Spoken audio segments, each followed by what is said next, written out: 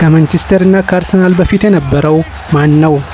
ከሪያል ማድሪድ ጋር እኩል የተሸለመው የምንጊዜውም የመጀመሪያ ክለብስ የትኛው ነው?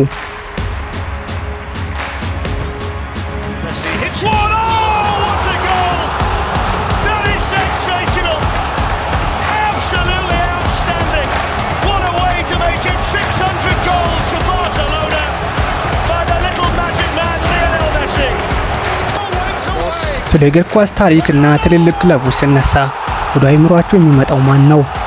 የ1878ቱ ማንቸስተር ዩናይትድ ወይስ የ1886ቱ አርሰናል? ምናልባትም ባርሴሎና ወይስ ሪያል ማድሪድ?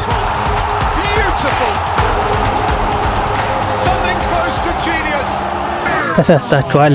እነዚህ ክለቦች ገና ሳይፈጠሩ፣ ቴሌፎንና የማብራት ቴክኖሎጂ ገና ሳይጀመር፣ አያቶቻችን ገና ሳይወለዱ በፊት በሜዳ ላይ ሮጥ የነበረ አንድ ክለብ አለ። ዘመናዊ እግር ኳስን የፈጠረ፣ ዛሬ የምናውቃቸውን ሕጎች የጻፈ፣ ነገር ግን ብዙዎቻችን ስምን እንኳን የማናውቀው የዓለማችን ቁጥር 1 አንጋፋ ክለብ።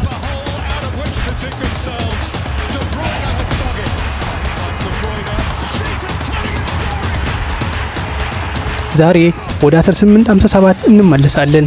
የእግር ኳስ አባት ስለሆነው ስለ ሼፊልድ የእግር ኳስ ክለብ አስገራሚ ታሪክ እና እርሶ ስለ እግር ኳስ የሚያውቁትን ነገር ሁሉ የሚቀይሩ 5 እውነታዎችን እነግራችኋለሁ።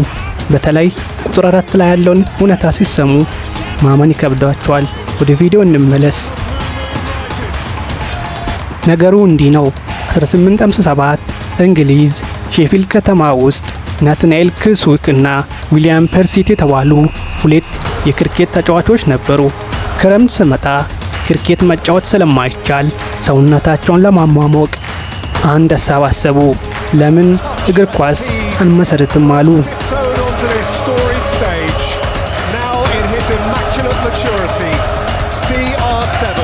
ክለቡንም መሰረቱ። ስሙንም ሼፊልድ የእግር ኳስ ክለብ አሉት። ግን አንድ ትልቅ ችግር ነበር። በዓለም ላይ ሌላ ክለብ አልነበረም። ማንን ይገጥማሉ? ከማን ጋር ይጫወታሉ? አስቡት። ሊግ የለም፣ ዋንጫ የለም፣ ተጋጣሚ የለም።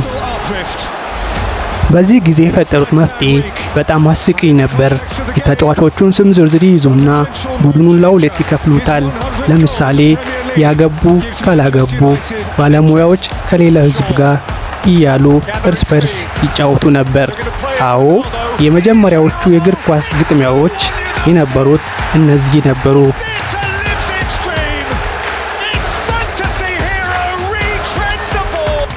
እስኪ አንድ ጥያቄ፣ ማዕዘን ምት፣ ፍሪ ኪክ ወይም ኳስን በእጅ መንካት እንደሌለባችሁ ማን ይነገራችሁ ይመስላችኋል?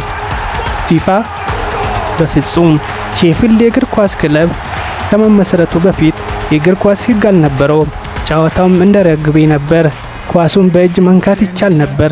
ነገር ግን የሼፊልድ መስራቾች ተቀምጠው የሼፊልድ ሕግ የሚባለው መጽሐፍ ጻፉ። ዛሬ የምናየው የማዕዘን ምት፣ ፔናልቲ፣ ፍሪ ኪክ፣ ሌላው ቀርቶ የጎል ብረት አግድም እንጨት የተዋወቀው በእነዚህ ሰዎች ነው። እነሱ ባይኖሩ ኖሮ ዛሬ ሜሲ ወይም ሮናልዶ የሚጫወቱ ጨዋታ ሌላ መልክ ይኖረው ነበር።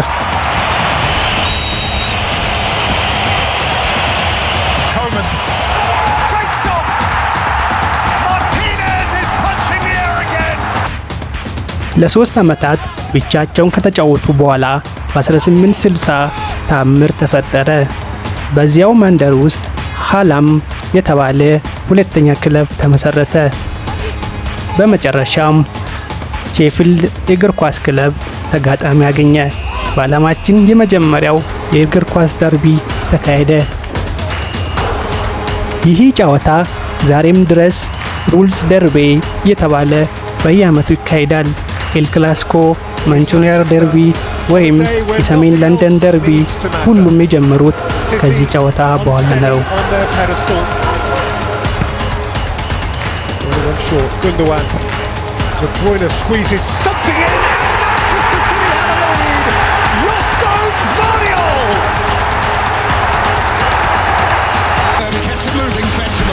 ቅድም እንዳልኳችሁ ይህ እውነት ያስገርማል።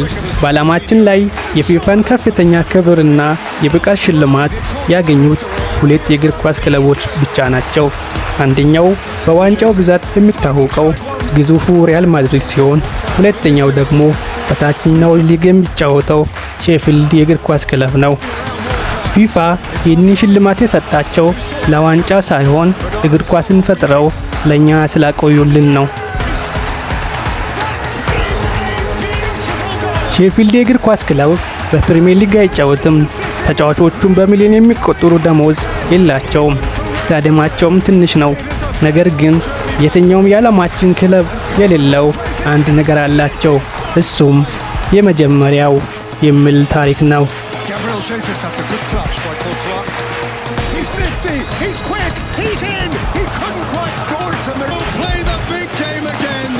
ተመልካቾቻችን የዛሬው ቪዲዮ ይህንን ይመስል ነበር። ቻናሉ አዲስ ስለሆነ ሰብስክራይብ በማድረግ ያበረታቱን።